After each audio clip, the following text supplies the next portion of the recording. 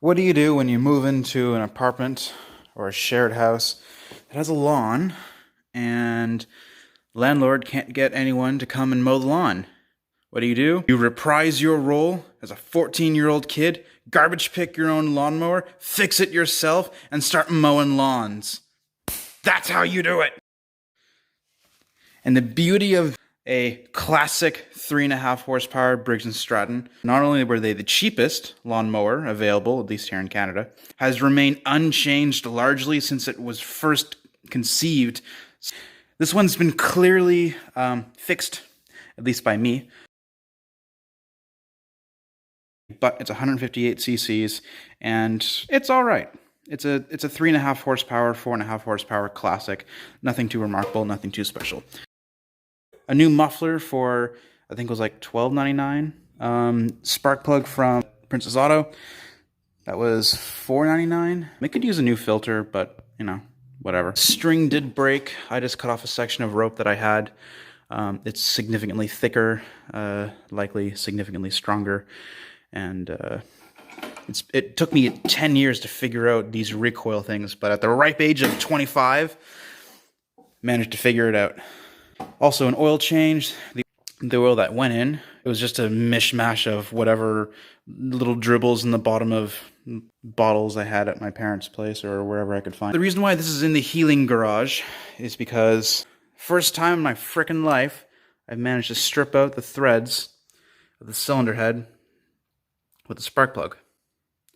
So, again, what I was rambling about, all these engines being ubiquitous, being cheap, and have a long lineage. What does that mean? You can go to any small engine shop, garage, backyard mechanic, shade tree mechanic, anywheres. Hey man, I need a underhead for a 3.5 horsepower Briggs Classic. Yeah, sure, here, it's free, don't worry about it. Free? Mostly free. A little bit of effort goes a long way. That's the whole point of this ramble. Cylinder head gasket, it's still attached. These are fairly robust. I'm not too concerned. I'll just reuse it. I don't care. The beauty of something that's been around for so long, and there's so many of these things around. Sockets. They use normal, standard SAE sockets. Nothing, no crazy sizes like 9/32 or anything. Nothing like that. You only need 2 sockets, 3/8, which is here, and you need a 1/2 inch, which is right here. Total tools and parts involved. You have a 3/8 bolt here. After you deal with the 3/8 screws, remove the spark plug, now's your chance.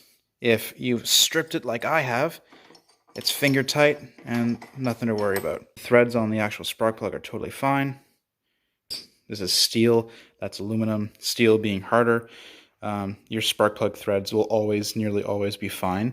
It's the aluminum that's softer, that strips out. That's what your concern is. So, I'd almost would rather these be made of a softer steel because this is a much more involved replacement, and this is dirt cheap. That's more expensive. But I also have an idea that the evil overlords are after our walls, anyways. So it doesn't matter. You've got your 8 1/2-inch bolts. Don't worry about torque. Tolerances nearly always do not matter. There's an asterisk following that, but tolerances don't matter. These things are so robust, they do not care. If you've ever watched a Project Farm video, you've seen this face many a time. Exhaust valve on the bottom, intake up top. The compression ratio on the old Briggs and Stratton Raptor engine was about 6.5 to 1. So there's lots of potential for this thing to actually make power. The reason why the compression ratio is so low, you're like, oh, why is it so low?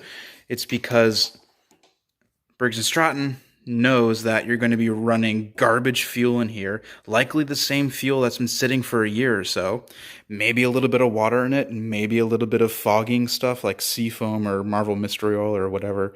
They don't matter. You can pump these up to like 8.5, 10 to 1 compression ratio. I've seen even as high as 11 to 1 compression ratio. And on the junior dragsters, it's like 13 to 1. It's crazy.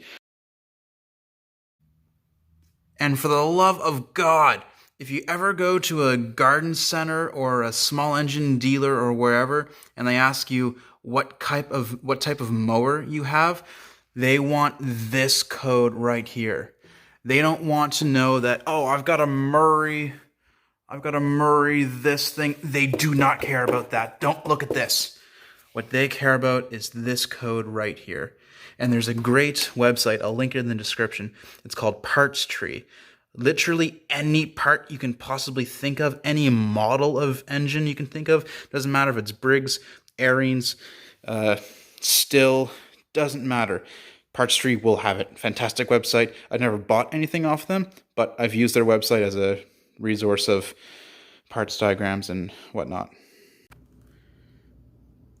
Now, just because I said torque doesn't matter, doesn't mean you just bring them down one at a time. You have to go in a star pattern, all right? You want the cylinder head moving evenly and pressing an even amount of torque, all right? Very important. Warping a head is not fun. Now, what you may find is that after you've done a star pattern and everything's all snugged up, you can go in a circle after that, and you will find 1 or 2, maybe 3 bolts that just need just a wee bit more torque. And once you do that, do another check around, and you should be fine.